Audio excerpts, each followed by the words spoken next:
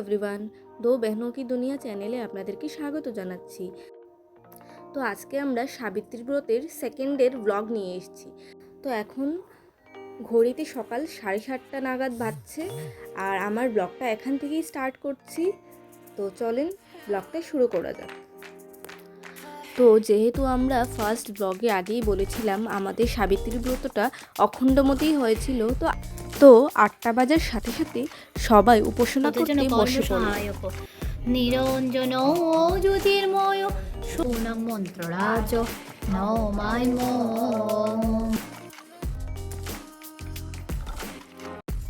তারপর উপাসনা শেষ হওয়ার পর মা বিগ্রহে অঞ্জলি প্রদান করলেন।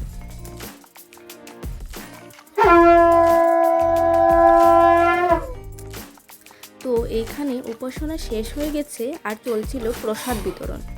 তো আগের ব্লগে কয়েকজন কমেন্ট করেছিলেন যে সাবুদানার খিচুড়িটা দেখতে চাই, তার জন্য আজকে ফুল রেসিপিটাই নিয়ে আসলাম।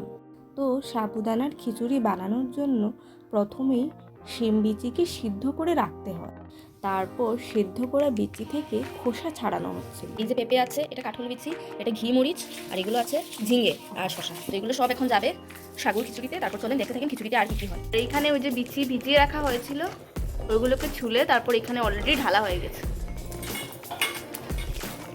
বিচিগুলো অলমোস্ট সিদ্ধ হয়ে এসে গেছে।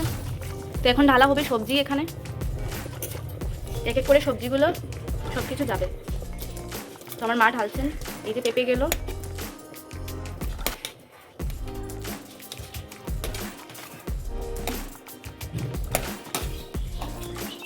এই যাচ্ছে শসা কিছু, তারপর যাবে ঝিঙ্গে,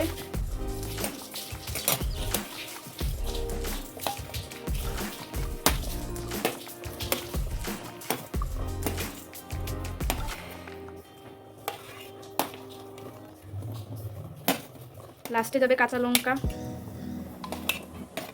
সব কিছুই কিন্তু এগুলো গাছের, পুরো পিওর, সারের না। আমার মাসির সবজি যে এসেছিল ওইখানে সব কিছু। তো খুবই টেস্টি হয় খেতে, দেখতে থাকবেন ব্লগটা।